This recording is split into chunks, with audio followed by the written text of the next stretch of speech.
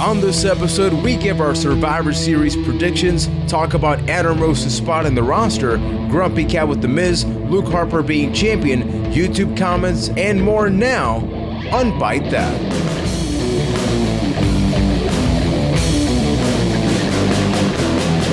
Welcome everybody to episode 65 of Byte That, the somewhat maybe international professional wrestling podcast where we talk about the ups and downs of that which we love, which is giving away free stuff such as a WrestleMania logo classic Beat Sprite courtesy of Gemso's Beat Sprites and Byte That. So that's why, because we got Thanksgiving, we got Christmas, Hanukkah, all this stuff that people love to celebrate, and whatever it is you celebrate, we're here to celebrate with you because, we love you, especially Keith. That's why you gotta go over to bytethat.com/giveaway and submit a chance to win. Only one lucky winner will be in the contest, which ends on December 2nd. The winner will be announced on the December 9th edition of the podcast, and we'll be emailing the winner the day after. For those who don't know what a Beat Sprite is, picture like a pixel art from a game like a Super Nintendo game, except it's going to be custom made for us, for you. So remember to go over to bytethat.com/giveaway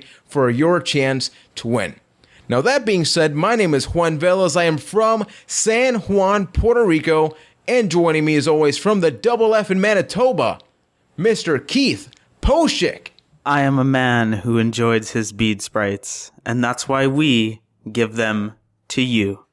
Absolutely, sir. You really do got to sign up for that, and with all great things, some bad things do have to be brought up. Now, of course, you may notice I only introduced Mr. Keith Poshik, which, we usually try to introduce him last because, it's Keith. Unfortunately, best for last, right? Let's go with that. Why not? So the situation right now is Ryan is unfortunately no longer with us for this episode because, the tubes were not only clogged, they're just not there. Ryan just recently moved and he does not have internet access, so we wish him the best of luck in his future internet endeavors. So he's with the Angels he'll be back now for this week. Exactly, sir. But you know what? He'll be back next week. He's alive. Unlike Keith, he was not mauled by a bear, so he's doing just fine. And Keith, we got Survivor Series this Sunday, so we got a packed show, right? Exactly. The show must go on. McNulty or not, we must push forward like the soldiers we are of the wrestling world. Yeah, and quick anecdote, Ryan has never, we got 65 episodes. He's never missed a single episode for 64 weeks in a row. And this is the first time ever then Keith and myself are doing a show, so the whole day we've just been sort of like nervous. Can we even do this? How do you talk without Ryan? How does that work, Keith? It's like JBL said, it's the greatest streak in wrestling history has just come to an end. And he's obviously, talking about Mr. McNulty. Ryan, yeah, not some dead guy. Yeah, but you know what? Let's get to this. You and I can do it. Everybody listening, let us know. Did we survive this episode? Let us know. Just interact with us. Or if we just crap the bed, and let us know too. And don't worry, it'll be better next week. Yeah, and if it's bad enough, it'll be good for some. So getting over to Monday Night Raw. Now, Keith, I know you love this guy. I do. We've been wondering about what's going to happen with Luke Harper. And I was even skeptical last week about it, and I wasn't sure. Yeah, it's been a lot of questions. What are they going to do with him? Is he going to really, align himself with the Authority? Obviously he did, and not just that, he's actually the new Intercontinental Champion. We got Dolph Ziggler taking on Luke Harper. How crazy was that? It's amazing. It was completely out of nowhere, but even before that, he said 3 words in the giant promo where he was like, I'm a team player. And it was just the greatest thing. Luke Harper, I will go on a limb and say, is one of the greatest things on that roster right now. And as awesome as it is, it's kind of weird that he has the Intercontinental title. It's almost kind of an extension of, because of the fact he was in the Wyatt family. Do titles really fit with Luke Harper? It's weird. Yeah, it's weird because we've been groomed to just see Harper and Rowan as the secondary guys and all that. We've been hoping to see Bray Wyatt become champion. Then all of a sudden he becomes champion before even Bray does. So what do you think about that? Well, not only that, but think about his character and how there's going to be a big shiny belt on that dirty ass wife beater. Yeah, so there is going to be a championship around his waist, and maybe by aligning himself with the Authority, it's got to be mandatory for him to clean it up. But sort of going into this match with Dolph Ziggler, First, what was your sort of reaction when you found out this was going to happen? Dolph was attacked before the match and all that stuff. So were you looking forward to that? I know you were sort of interacting with some people on the Twitter machine. That I was. About that. I mean, you could see the fact that he was just going to get beaten by the Authority a mile away, especially when Triple H came out and said, like, yeah, we're going to decimate Team Cena all night long. But the fact that it was for the Intercontinental title was just a complete curveball. It was awesome. And there's not many people on the roster I'd be okay with, like, Dolph Ziggler dropping the belt to, but Luke Harper is definitely one of them. And they put on a really good match. They told a nice story in that match. Dolph Ziggler got beat up, was the underdog, got in some good offense, and then Luke Harper basically just took his goddamn head off. No, one thing that I really like is that it's unexpected because it's the go home to Survivor Series. So logically, you don't expect, any title change to happen. Yeah. Yeah, so when it happened, it was unexpected, but in a good way, because it didn't feel like, hey, because we got the pay-per-view on Sunday, nothing can happen tonight. We obviously saw, we're going to get to the whole, Eric Rowan situation. We actually got a couple of good twists and turns that really helped build up the show. So, question, about Dolph Ziggler for a couple of minutes. We've been seeing that they're definitely giving him more time with the Authority. Triple H's promo sort of, revealing what's going on behind the curtain a little bit about, he never can grab that brass ring. Now, we see that they're continuing to develop this underdog character. Do you think they're going to try and do a similar thing like they did with Dana Bryan, which is they continuously try to build this underdog and maybe eventually, finally move Dolph Ziggler up to a point where he's not brought back down again? I don't think so. I think it's going to be kind of the opposite of Daniel Bryan, where like maybe he'll start to realize, hey, maybe Triple H was right and it'll lead to a heel turn. So he'll keep seeing that, like, John Cena and them are holding him down, like how Triple H made that comment of, you can't see the glass ceiling and stuff. So maybe he'll just realize, like, yeah, you know what? These guys are holding me down, and then heel turn. That's my take on it. I don't know if it's right, but no, I get your point. I do hope, at least, that they do sort of move him up with all this, because in the other situations, he's sort of just had the money in the bank. It's been these really quick buildups, and maybe this is a little different.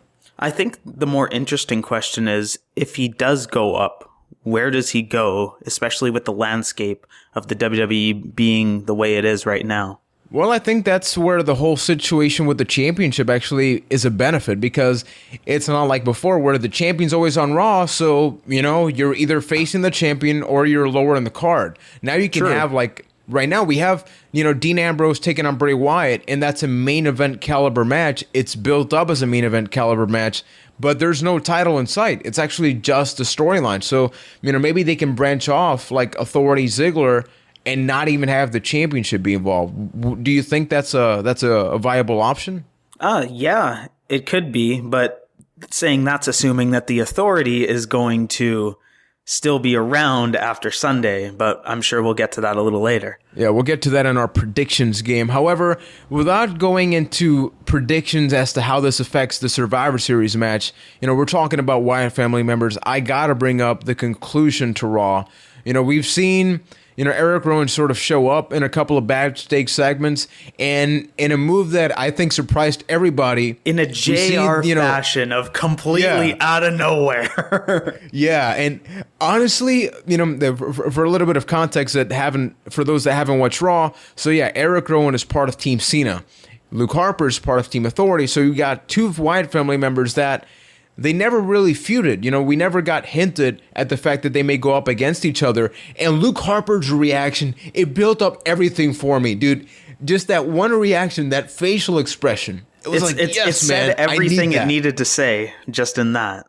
Exactly. What do you think about that? Do you think it's a good choice, sort of having Eric Rowan align himself with Team Cena? Totally, because unless I'm getting the wrong idea, it builds up to a maybe Luke Harper versus Eric Rowan feud, even if the title isn't involved. And those could actually be a good way for those two to live on the card, is against each other. Kind of like a Seth Rollins versus Dean Ambrose style situation. And it was really interesting because Luke Harper is still very much this silent character, with the stare. But Eric Rowan in that segment, he was like pointing and everything. Like, he felt more alive. So did you get that impression? Yeah, it was weird because even with that segment earlier in the night where they brought out Grumpy Cat and he was doing this like, I want the cat style thing. And then it was a complete 180. The one thing that threw me off, though, was the fact that they're still using the same theme for both of them. So at first, before Rowan came out, I thought like Luke Harper was going to walk to the other side of the ring or something like that. It was weird. That would have been something like, that would have been something amazing. Yeah.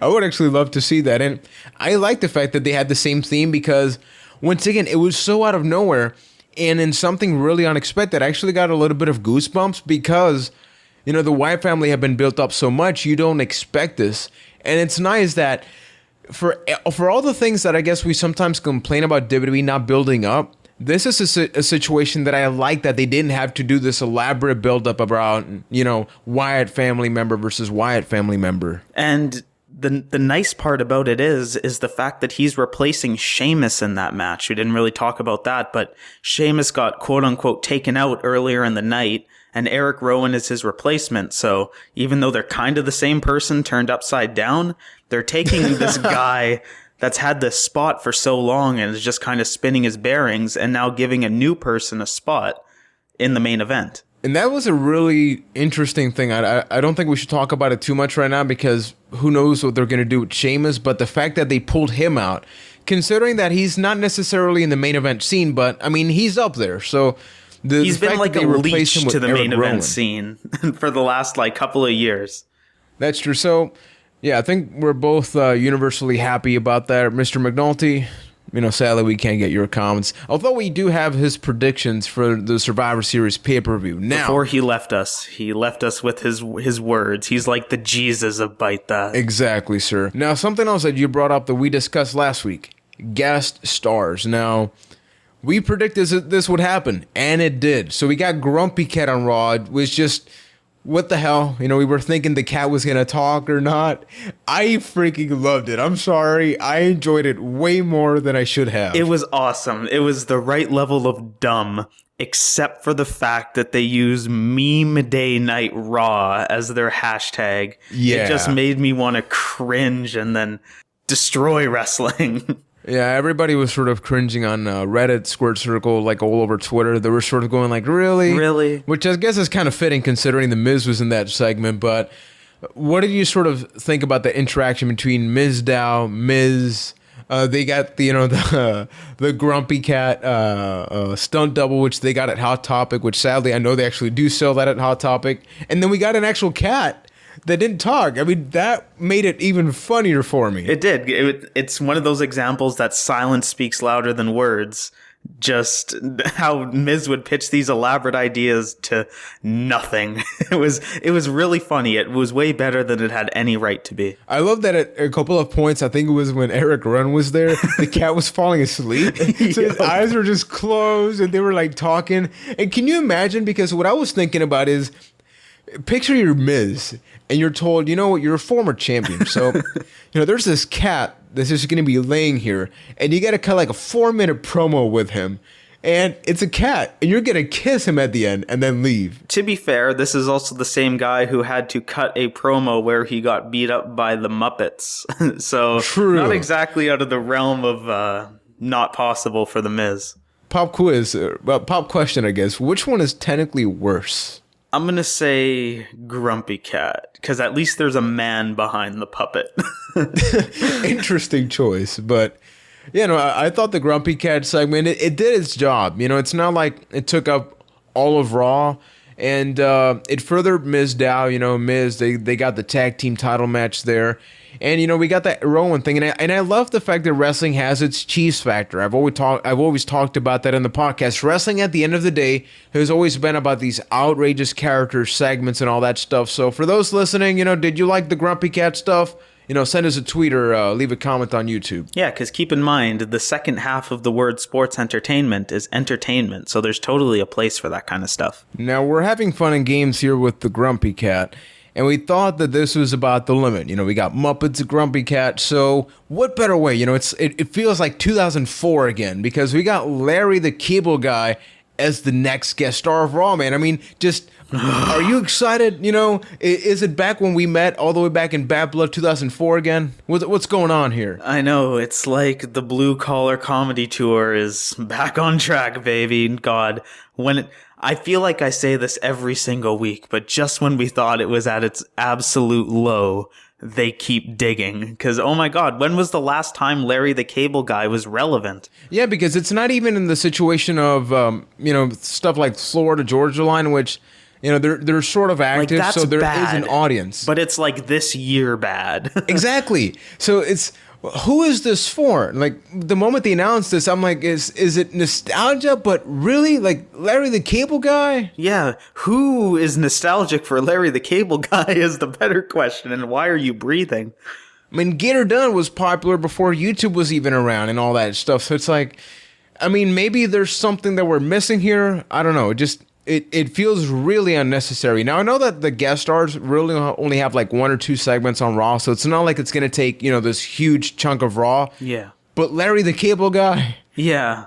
1 segment is too much. I'm being a little bit like oversensitive about it because I hate him. I hate his style of comedy. I think he's human waste, but I don't know. It just, no. Keep trying, WWE. Maybe you'll hit that mark one day. You know what? This actually brings up a question that I'm going to bring up for you and for everybody listening. Don't give me your answer now, Keith. I want this to marinate over the next week. What is the worst possible Raw guest host? Legitimate. So this is somebody that could realistically be a guest host, guest star, whatever you want to say. Leave us a comment on Twitter or YouTube. Keith, I want to make sure you come up with yours. Ryan, hopefully you're listening. I'll come up with my own, and we'll bring that up on next week. But just the worst possible realistic example of a Raw guest star. Because, I mean, after Larry the Cable Guy, there can't be that. It can't get worse, can it? He sets the bar really high in that regards. Yeah, so, let's sort of go back. Let's take the wrestling element into it by talking about a guy who's managed by technically a bunny. Adam Rose. Now, this guy, I think for the first couple of weeks he was in NXT, we were riding the Rosebud train. We were Rosebuds. Then something happened when he showed up on Raw where everybody just stopped caring about him, even us. I think it's maybe the different atmosphere. NXT versus Raw, it's a much bigger thing, and it just seemed really lame. With everything going on around in the WWE, it felt kind of flat. And maybe the way that they developed Adam Rose helped with that. And then plus, the differences between WWE and NXT is you have the commentary team there who does absolutely nothing to help that character at all. But it just fell completely flat. Yeah, that's really true because his character seems like it would need to involve a lot more vignettes, backstage promos because of the whole party stuff. But they completely stopped that. So effectively, it's become a gimmick about a guy that has a bunny. They've added simple things like he has eyeshadow now for the past couple of months or so. I'm not really sure, character development. You have eyeshadow now. Breaking news, main event scene now. Somebody watched a movie with Russell Crowe in it, and he had eyeshadow on. Because he wasn't enough Russell Crowe, already. So, wait, Russell Crowe? Are we in the Gladiator? It's Russell Brand, man. Oh, get with the time, son. Wrong Russell. Wait, so Russell Brand was Get Him to the Greek, right? Yeah, that's who I meant. Okay. Now we're back in the conversation. We're on the same page. Rampage. Right. We got this going on now. So, what are they doing with Adam Rose? Like, what does he really do? Because we have guys like Titus O'Neil and all that stuff that their characters aren't as elaborate. Because, I mean, Adam Rose has a posse. He's got the Rosebuds. He's got a bunny, which for a couple of weeks they were building up to who is the bunny. Now, people don't really care about the bunny or who he is. So, is he just taking up time? Are we seeing a heel turn? What are we seeing, Keith? I said it a few weeks ago, and I still believe it. And that's if Saturday Morning Slam was still around, Adam Rose would have a prime spot on the roster. But now that it's gone, it's just kind of, I can't think of any other word to describe it but flat. It just doesn't feel like it belongs. It almost makes me kind of wish they never changed him from Leo Kruger, because that would have been a lot more interesting potentially. Yeah, and even though obviously people can make the comparisons between Wyatt family was too close to Kruger, so that's why they had to change it. It seems like this gimmick is doomed to fail no matter what, because they're teasing the heel turn. I mean, he gave the bunny a low blow, which to me is just freaking hilarious, when they did it before. But it is more funny than it should be. Hypothetically, he turns heel. I mean, what happened with Titus O'Neil when he turned heel? What happened with, Brodus Clay when he turned heel? These gimmicks that are, a little bit more on the comedy side and all that stuff, they go nowhere. And most of them, I mean, look at 3MB. We only got one of them, and it just doesn't work. So how do you salvage what is there about Adam Rose? I don't know if you do, in complete honesty. Those are a lot of really good examples that you brought up. Maybe you just send them back down and try again. Yeah, so maybe he becomes Leo Kruger again. He becomes depressed. Hey, hypothetically, they could get creative and make reference to the fact that he used to be Leo Kruger in NXT, and then they changed him. And it's like, hey, this is not who I am. WWE has had me portray this party character. That's not who I am. That would actually be pretty interesting. That, or they send him to quote unquote rehab, and he comes back a changed man. Yeah, so that's a possibility. But Adam Rose, man, I'm not sure what's going on there. Somebody that we don't have too much time because we got to talk about the predictions is Tyson Kidd. So I want to bring him up next week because everybody's loving the guy. Just to give a quick summary. I mean, we've even talked about Tyson Kidd in the past that the guy has no character. He's got no charisma. And now look at him. Can you give a quick comment about what you think about him? NXT has done great wonders for him, and I'll leave it at that for this week. Exactly. So, engage with us about that because that's another thing that I really want to bring up. And because we need Mr. McNulty in that conversation because I know he's become a really big fan of Tyson Kidd and his cats, which were brought up during a couple of things about Mr. Grumpy Cat. Now, as I mentioned, this Sunday we got Survivor Series, and I'm hearing something. There's this music that Keith is just adding to the show, which can only mean that it's time for our Survivor Series prediction game. Yeah, my prediction game, there's technically no game. There are no prizes. It's just us having a good time, sort of debating. There's got bragging rights on the line. It's me saying that I'm so much better than the both of you. That's what's on the line. Exactly. And hey, the best part is Ryan's not here to debate, so we can say whatever it is we want, and then we'll have to hear next. How do you even know that we're going to say the right prediction for Mr. McNulty? You can't. Yeah, Ryan agrees with everything I said. But in all seriousness, it's time for our Byte That Survivor Series predictions. First up, we got the pre-show match. Now, this is really, really random because they announced that Fandango will be accompanied by Rosa Mendes in the Survivor Series pre-show. So, first of all, Fandango's back. Second of all, Rosa Mendes. Third of all, okay, what's going on here? Because he's tweeted, just for a quick reference, he's tweeted that we can expect a change in his character. Now, what the hell can that mean? We have no idea. So, just a quick comment about your expectations, and then do you think that Fandango is going to win, or whoever it is he's going to face? Well, originally, I never read Fandango's tweet about the change in the character, but my original thought was that it's going to be some sort of NXT debut. Somebody's coming up, I don't know who, can't figure out who, but somebody will come up and then face Fandango. So who do you think's going to win? Whoever X is, really. Interesting. I'm actually going to go with Fandango, and Mr. McNulty agrees and writes, wait, this is actually a thing? Given the irrelevance of Fandango recently, I pick whoever the hell the to-be-advertised guy is. So we got 2 for Fandango and 1 for Mr. X, which we have no idea who it is. Now, in match number 2, we got the Divas Championship. AJ Lee defends the championship against Nikki Bella. Now, we're not going to talk about the AJ Lee rumor about her leaving, which technically I just brought up. So technically we talked about it, but let's just leave that, for another moment. So who do you think's going to win and why? I'm going with Nikki Bella on this one I think it's time that they add the championship into this Bella feud. Brie is just about to end her whole Cinderbella, as much as I cringe at that word, stint, and probably going to feud with Nikki. So why not throw the Divas title in there? Yeah, Mr. McNulty agrees. He says, I wouldn't be surprised to see Nikki win, but I respected the Total Divas rule, so I will continue that trend. AJ wins. So even though he seems to pretty much be siding with Nikki Bella, given the Total Divas scenario, it seems that he's going to go with AJ Lee. I'm actually going to agree with you, Keith, because honestly, controversial thing, but I think that AJ Lee has become a parody of herself as a character. I think her character has turned into nothing, really. So might as well give it to Nikki Bella, who's got some heat.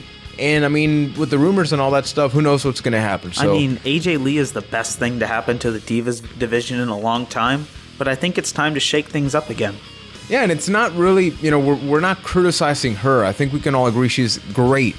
But they haven't done anything with her. I mean, even the Paige stuff was randomly dropped. It's like everything was sort of moved everywhere. So that's our pick. Now, moving into the next match, we're going into personal territory. Arguably one of the matches that people are most looking forward to. We got Dean Ambrose taking on Bray Wyatt, Mr. Poshik. Who's going to win and why? This is a really tough one to say.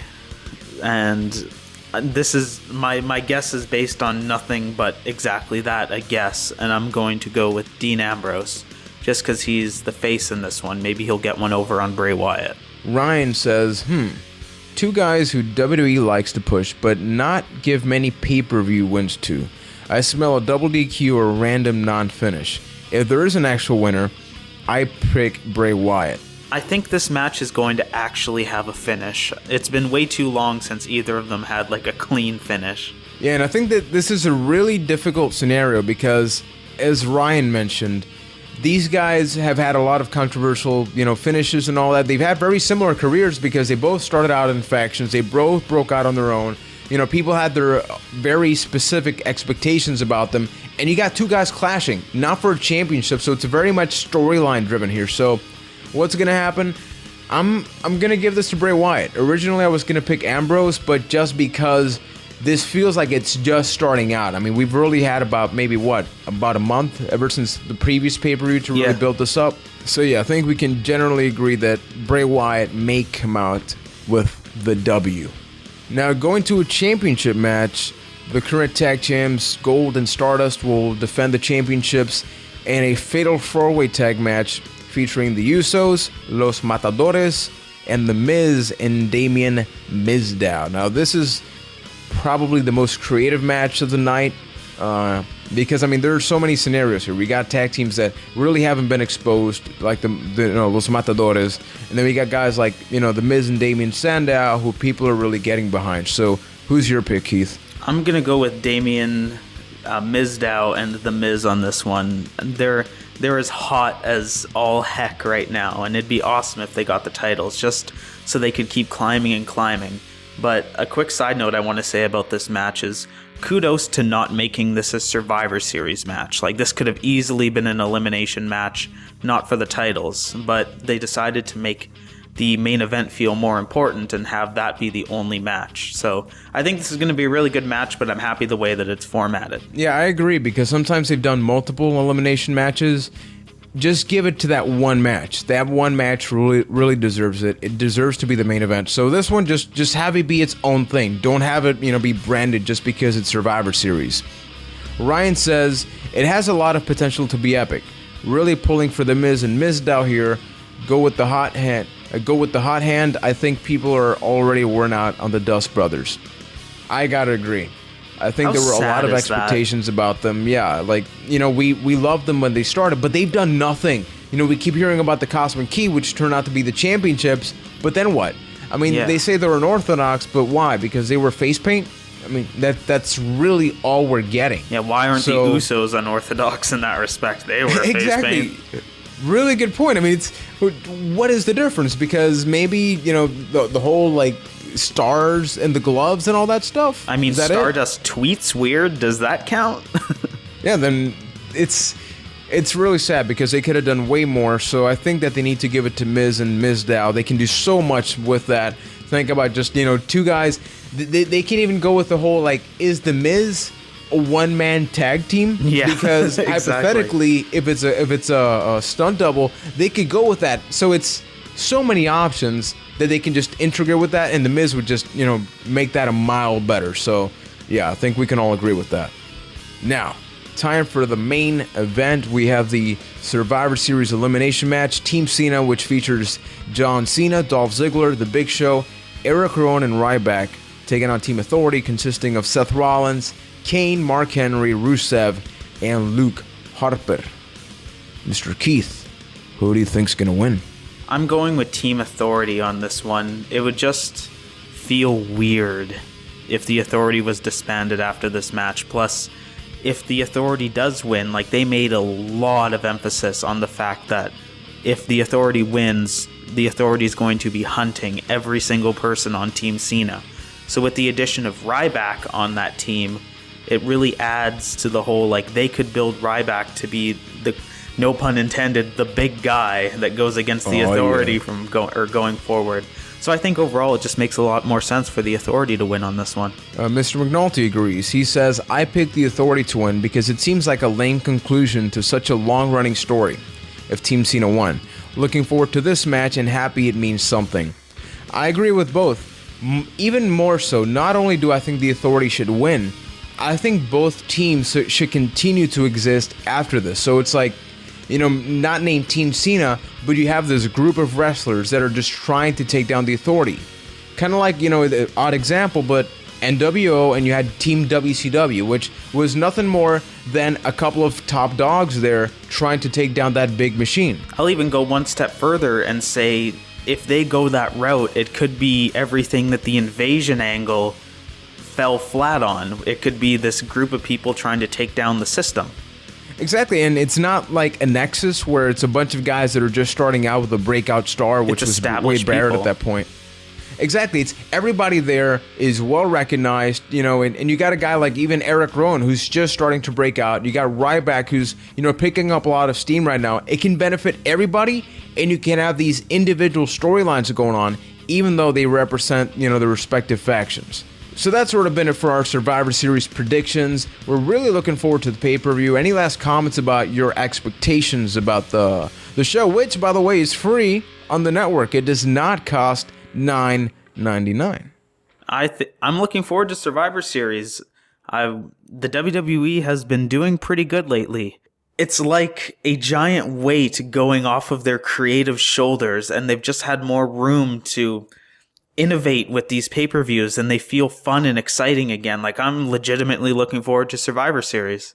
Yeah, I agree. I will continue to say what I said last week. I almost don't want the championship to come back. Just have it be personal. You know, we don't need the championship for a top build match, at least for me. I know that's not maybe the majority of the opinions, but I'm enjoying it. So speaking of creative shoulders, it's time for this week's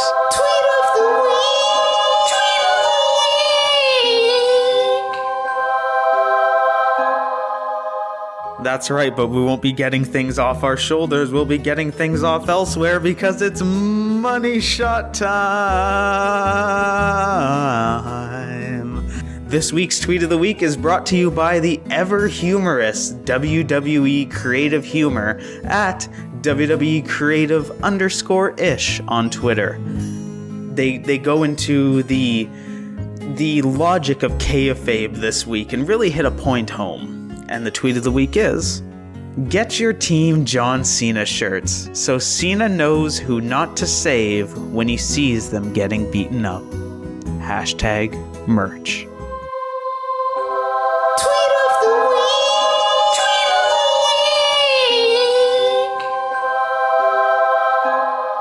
Thank you, Keith, for that very factual tweet of the week. And as I mentioned at the very beginning of the show, remember to check out our contest by going over to bytethat.com/bytethatcast for your chance to win a classic WrestleMania logo Beat Sprite. You can check out a picture of the Beat Sprite over there. It's really easy. All you got to do is put in your email. You can do a couple of other things for, you know, increasing your chances of winning. But remember, no matter how many people win, only one. You know, it's like that ring, only one to rule them all. And you can put it anywhere from your bathroom, your office, to your car. It can be anywhere because it's for you. Enter the Hall of Heroes and win. Exactly. It's that epic. Now, as always, you know, we got the podcast every single Tuesday night. We're on iTunes, Stitcher, TuneIn Radio. We got it right here on YouTube also. This week, I'm going to be putting up a new video talking about AJ Lee. Obviously, it's regarding the whole rumor about, you know, is she going to be done after Survivor Series? But more so than that, I want to bring up a pretty controversial question regarding her career in general. So stay tuned for that. And remember that hopefully if Ryan can, you know, pour the Drano, the tubes come back to life, he can have his internet access, and then he can post his video on the weekends. Now, as you all know, we've been trying to get more fan interaction, your involvement directly into the show, because it's not just about what we think. You know, despite what Keith may think, it's really about your involvement, your interaction into the show, and bringing up controversial questions as we tend to do on YouTube, and we also do on Twitter. So first off, we're going to bring up our topics, which are first, should Lana wrestle? And Random 2996 mentioned on YouTube, if she's good enough in the ring, sure. People seem to be interested in her, which cannot be said for some of the other divas. If it doesn't catch on at house shows or TV, then she can just go back to managing, so there's not much to lose. So thank you for, that very true comment there, because the fact of the matter is Lana's over right now. So even if she were to fail as a wrestler, she can manage another guy once this Rusev part is done. So Keith, what do you really think about that? See, I disagree. I think part of the fact that she's over is the fact she doesn't wrestle. Like, not every female needs to wrestle in the WWE. They can just take a managerial role, and that's their career. Like, how many times did you see Miss Elizabeth wrestle or Sensational Sherry wrestle in the WWE? Not very many. She can just be a manager, and that'll be good. I think that's a nice Sherry did wrestle. That's a controversial one you brought up. But in regards to Lana, I mean, say that they do invest in her a very long time. I think almost nobody expected Trish Stratus to wrestle. She was very much a manager for TNA, Test and Albert, and then she started to wrestle. And look, when we talk about contemporary era divas, it's always Trish and Lita. Lita, we expected her to sort of be that. But then look at Trish. So the fact is that if you go on YouTube, you can see that Lana is actually very athletic. She can even do break dancing, a ton of stuff that you really wouldn't think she does, because she's a trained actress. She's actually been in the movie Pitch Perfect. So she's been in a lot of stuff that requires, diversity. But she can't get the Russian accent down some days. Yeah, that's going to be the challenging part, more so than can she wrestle or not. Do you think there's a legitimate way they could either have her keep going on that Russian accent forever, or find a way to sort of be like, hey, guess what? I've just been acting this whole time. But even if she does stay with the Russian character, that brings up its own interesting point of, can she keep in that character while in the ring? Like, if she's screaming like tap out and stuff like that, like, how does she not break the accent in the middle of a match? Yeah, it's interesting because Oksana was a diva that had that accent, but that was pretty much her. Obviously we know Lana is actually an American actress and that she fakes this accent. So it's a little bit different, because you got to wonder, can it be consistent during a wrestling match? So it's like, oh, what are you doing? Oh, what are you doing? And why do I sound like Mario? But, just go with it. Yeah, exactly. Yeah. So that's there, but that's a topic for another day. So thanks, Random, once again for your comment. Now, I got a lot of interaction and a lot of really good replies about the topic, which is, what keeps you interested in the WWE? Because, I mentioned last week, can wrestling be cool again, all that stuff, but why do we have a podcast for a reason? There has to be some sort of incentive that when we watch WWE, there's a reason for us to keep watching. So that's why I asked that. Great question some weeks, really. Yeah, it's true. Sometimes we do ask, but I mean, that's where this comes in, because it's not just about us. It's guys like Simon Linder that mention, in a time where we have a ton of talented people on NXT and also some very interesting characters on the main show, such as Bray Wyatt or Dean Ambrose, I can't stop watching the product. I love it for matches like Seth versus Dean at Hell in a Cell, where you're like, I can't believe what the hell just happened. It's still like a series for me, and the good thing is it doesn't stop. I had to leave a comment that, I wish we were all as positive as Simon, because it seems like it's just a guy that really enjoys the product, enjoys the current times. And yeah, it's like a TV show that really never ends. But Simon hit the nail directly on the head, where if there's a positive to look at the WWE, it's the future. Because if they don't screw it up, my oh my, does the future look bright.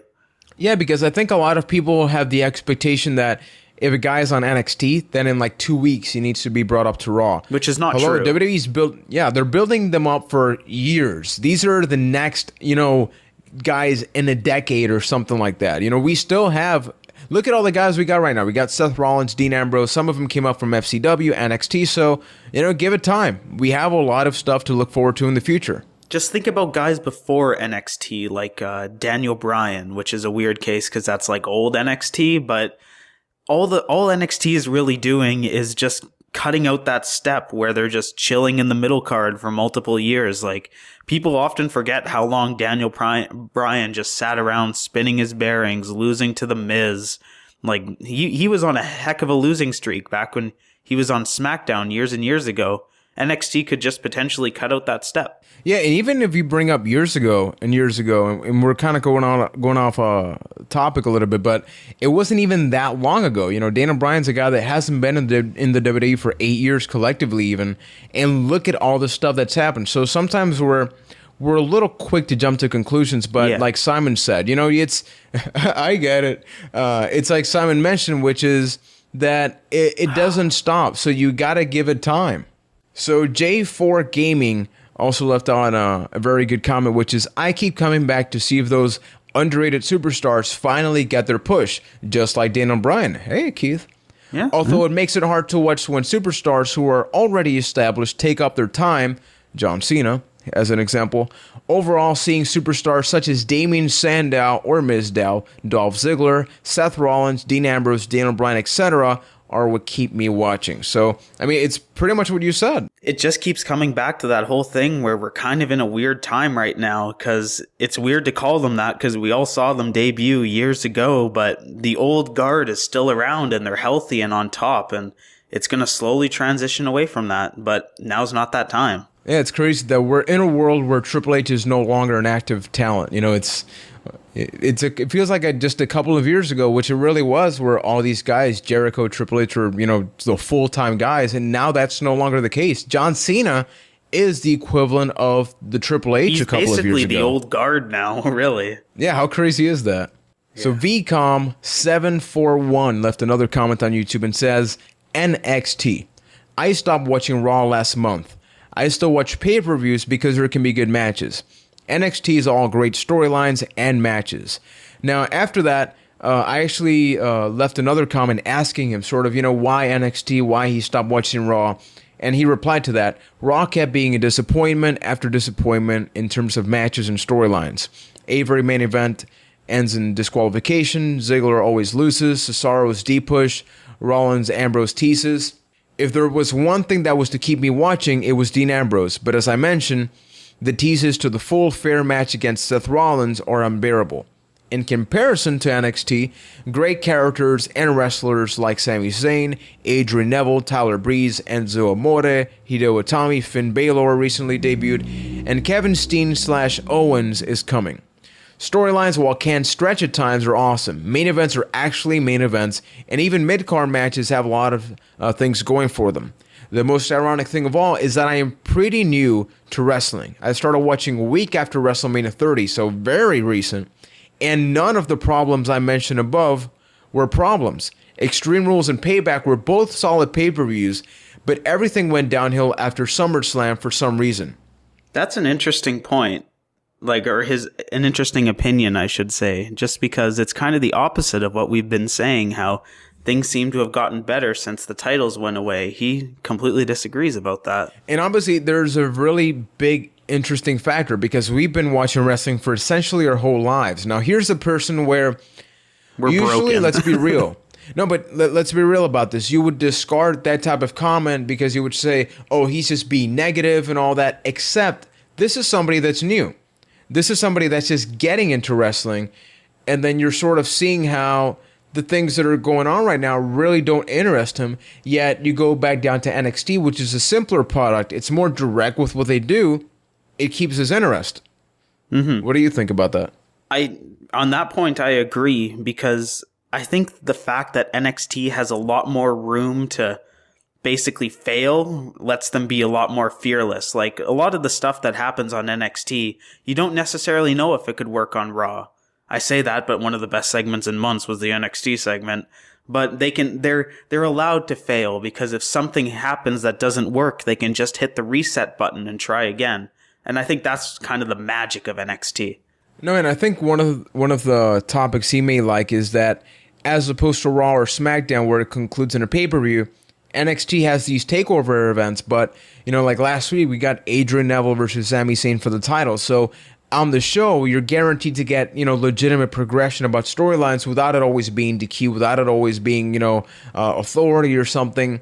You get conclusions, and even when you don't get that, it's very close. You get a clearer direction of where they're going because, you got an hour a week. So they're trying to be more conclusive about that. So sometimes we may not see the wrestler at all for 2 weeks, and that's because you're giving somebody else some time on the show. So that's really, really nice. Last comment about this is by Mr. Daniel Todd, and he gives us his 5 reasons. Number 1, NXT for new talent. Number 2, for new champions. Number 3, for face turns and heel turns. Number 4, Finn Balor's paint. And number 5, and most importantly, not being biased here, but so I can listen to the podcast. So, aww, thank you. First of all, thank you. Yeah, Keith, what about a word of, you're the lovable guy here. Exactly. In the words of Mr. Brother Love, we love you. There's that odd question at the end. It's almost like you're questioning whether you actually love him or not. No, there's no question. But I know you do, man. No question. I just love how number 4 is very specific. So everything else is very general. But I think that the general consensus, and agree or disagree with me, not even tied to NXT. I think the reason we all watch wrestling is because we're hoping for the next guy. I think that even a guy like John Cena is an example. I remember when we would talk about John Cena as this new guy the WWE had and how he was going to lead the way. Now, right now, it's maybe not obvious who's going to be that next guy, but that whole conversation, the fact that we even have, for example, the podcast, we can speculate about that stuff, and that makes it fun. I think that's what makes it the most interesting. The fact is we don't know who that guy's going to be. If you think about the roster right now, I can think of 5 names off the top of my head who could potentially be that guy. And to see who that's going to actually be, it's so interesting because you never know. It almost changes from week to week. So, yeah. Yeah, and you bring up things like, Dana Bryan's injury, Roman Reigns' injury. It's always a twitchy thing because they can never plan long-term or short-term. So it keeps things interesting. Even if we necessarily don't agree with some of the things, hey, it never ends, like everybody mentioned. Bright, so. Margle. Exactly. So thanks to everybody. A lot of awesome comments. That's all on YouTube. So if you want to read that, just go over to our YouTube channel, youtube.com/ByteThatCast. Now, before we conclude the show, we actually got some questions from the Twitter machine, which Mr. Poshik is going to bring up right now. Indeed, we did. We got questions 3. If our good friend Mr. McNulty was not with the Angels, he would have something witty to say here. But may he rip in pepperoni this week. So, 3 questions. Number 1 from D. Morgan at DMorgan981 on Twitter. He asks, what are your thoughts on Heath Slater's ding ding you SOB comment? Of course, he didn't say SOB. He said the full version of it. But how do you feel? It was getting a little edgy there on Raw, because I don't think that was even the only thing that was dropped. I think at the beginning of the show, JBL called Michael Cole a dumb bath turd, except he didn't say bath turd. He said the other word. So they're getting a little edgy now. How do you feel about that one? I just love that as we're getting edgier, our podcast is now clean, so we can't make direct references to that edgy content. But, even though I swore like 3 times at the beginning of the show, but that's okay. Go. But you know what? Let's go with it. I wasn't even thinking about the whole edgy part and pack, I guess. I was thinking more of like, they got Heath Slater to say the B word. Like, out of everybody, out of any situation, it was a squash match. Don't get me wrong, I loved it. He not only did he say it, he said it in a dumb Uncle Sam costume. Yeah, so I thought it was hilarious. I loved it because it was very much like, America, yeah! I needed like Team America to just sort of come down. Personally, I loved it. I loved the comment.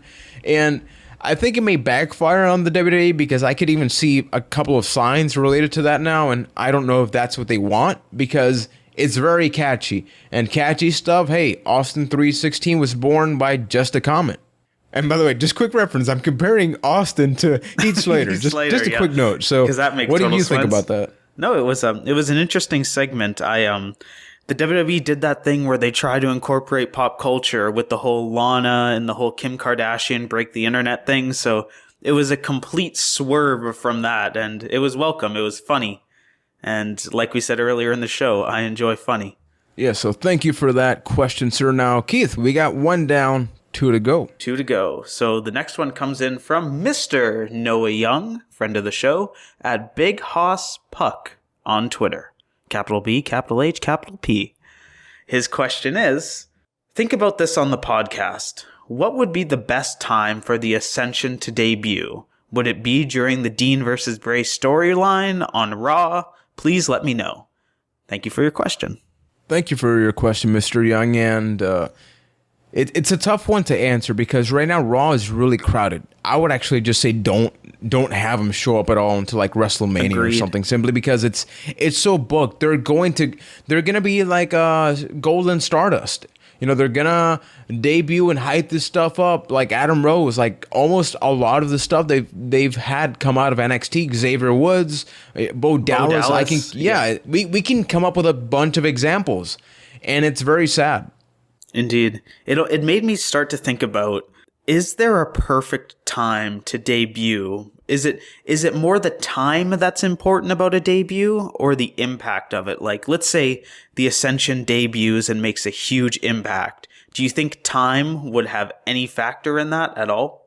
Really good sub-question. I would say the best answer is the Raw after WrestleMania. I think that when a show, the mixture of like an amazing crowd, a really nice debut, and just like that ambience, the announcers really treating that show like something else, kind of like they do with NXT. It built a guy up so much. So like even if you don't care about him, you're like, well, I mean, look at this crowd's reaction. So if anything, my answer would be debut him on the Raw after Mania. You know, scorching hot, conclude whatever feud it is you want to conclude at Mania, and have them beat the crap out of those guys after. Boom. You know, main event tag team done one night. Yeah, that's a really good answer. We got 1 to go, man. That we do, and we will not waste any time. It is from the man, the myth, the legend, as I have called him, the Question Meister himself, Mr. Brelo Light. Got another question. If you were forced to cut a wrestler from the Raw program, who would it be and why? The rule to this is that you must cut a wrestler that has appeared in at least 3 of the 4 last Raw episodes. Now, my answer is something that they actually did. I was quite pleased to see it, and that's Sheamus. I think he's somebody that doesn't really fit into the WWE right now, and they cut him. So that's awesome. He doesn't fit, so, you know, choppy, man. Exactly. What else can you do? Mm-hmm. I'm actually going to agree. I think that because we're in this reality era, whatever it is you want to call it, certain characters just need to develop more. And Sheamus, Adam Rose is a good example right now of characters that they have their gimmicks, and you know what their gimmicks are. But like, there's nothing else. Exactly. Like Sheamus is the Celtic Warrior. Okay, that's great. You know, Adam Rose, you know, the party guy and all that. Fabulous. But what the hell does that mean in the WWE right now? Oh, well, he, you know, comes out with a crowd and then wrestles. Sheamus, he's going to beat people up. And then be a bully about it.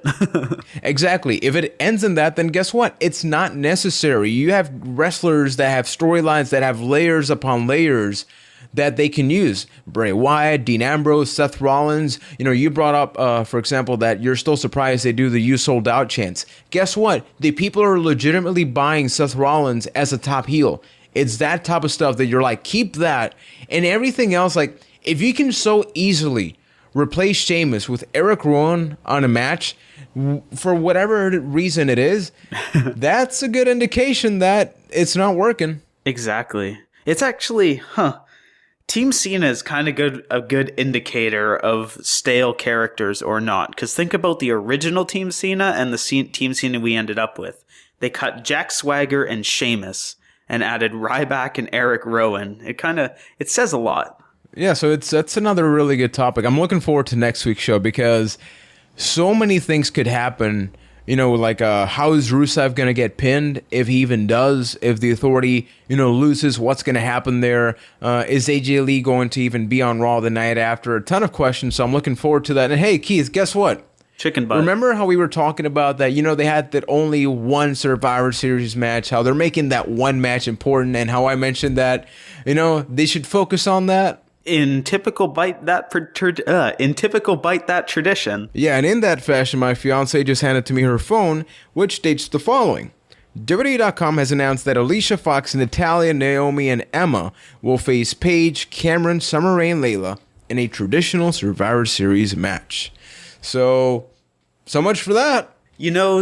Realistically, though, that only half counts as that. Yeah, it's kind of sad, though, because I know it's going to be like a 5-minute match, and the sad part is there's a lot of really good talent in there. You got Summer Rae, Layla, Emma, Natalya, Alicia, Naomi, really everybody but Cameron, and even Cameron's gotten better, and they're just shoehorning that in there. That should not be how it happens. Correct me if I'm wrong. Maybe I'm remembering history wrong, but last year, didn't they have a 5-on-5 Divas match that wasn't an elimination match? And then the next night on Raw, they had a Survivor Series Divas matchup. So at least it's on the pay-per-view this year. Type of thing. At least it's on the pay-per-view this year. Yeah, so that's happening. It's sad that it can just be added like that, much like the Sheamus stuff and all that. These type of things should just be cut out. If you can just add something randomly to the show, guess what? That should not be the case. It probably doesn't belong, really. Yeah, exactly.